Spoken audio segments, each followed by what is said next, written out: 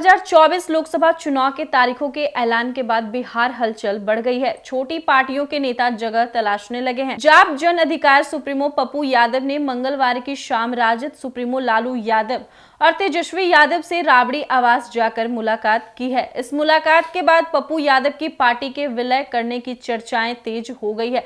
अब यह विलय राजद के साथ होगा या कांग्रेस के साथ, यह भी साफ नहीं हुआ है।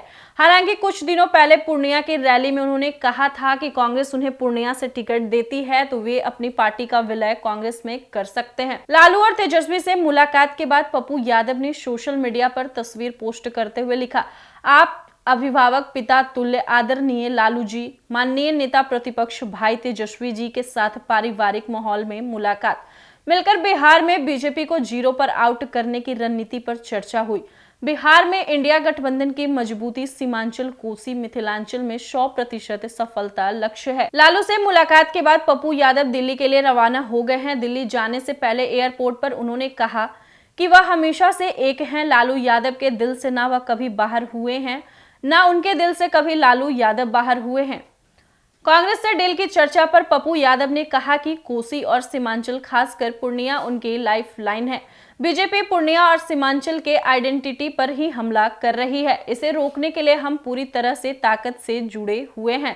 उन्होंने कहा कि मेरे लिए चुनाव कोई मैटर ही नहीं करता है, मेरा लक्ष्य बीजेपी को रोकना है।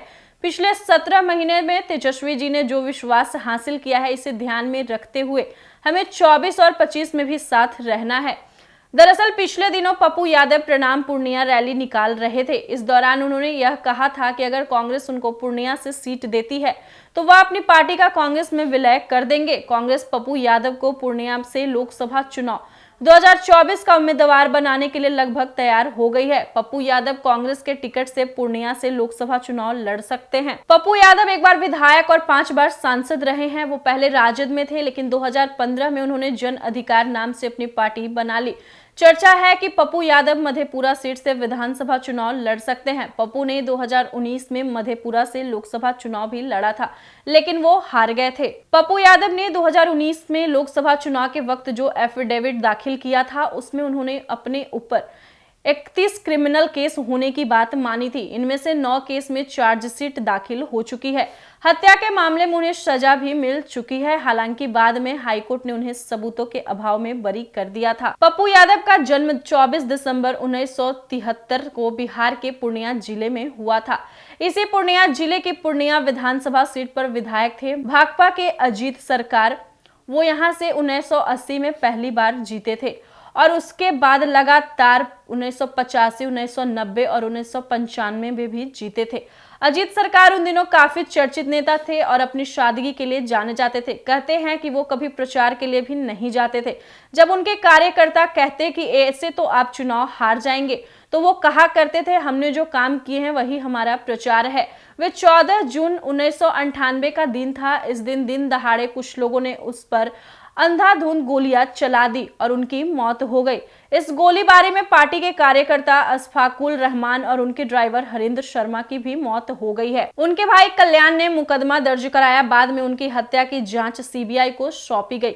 सीबीआई की जांच में पप्पू यादव का नाम भी आया। 10 साल बाद सीबीआई कोर्ट ने पप्पू यादव, राजन तिवारी और अनिल यादव को उम्र कैद की सजा सुनाई। बाद में इस फैसले को हाईकोर्ट में चुनौती दी गई, जिसने मई 2013 में अपना फैसला दिया। पप्पू यादव को सबूतों के अभाव में बरी कर दिया गया। हालांकि सीबीआई ने इस मामले को सुप्रीम कोर्ट में चुनौती दी है। पप्पू यादव की लव स्टोरी भी बड़ी दिलचस्प है और किसी फिल्म कहानी से कम भी नहीं है। बात 1991 की है। उस समय पप्पू बांकीपुर जेल में बंद थे। जेल में बंद पप्पू अक्सर जेल अधीक्षक के घर से लगे मैदान में लड़कों को खेलते देखा करते थे। इन लड़कों में एक था विक्की।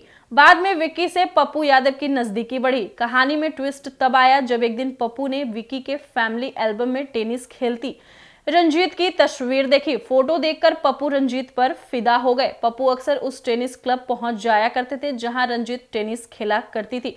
रंजीत को यह सब पसंद नहीं था। उसने कई बार मना किया, लेकिन पप्पू नहीं माने। बाद में जैसे तैसे रंजीत तो मान गई, लेकिन परिवार वाले नहीं माने। रंजीत सिख थी और पप्पू हिंदू।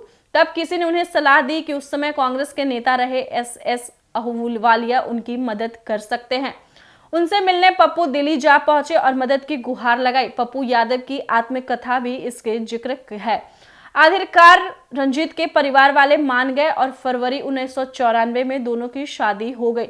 अब दोनों का एक बेटा सार्थक और बेटी प्रकृति है।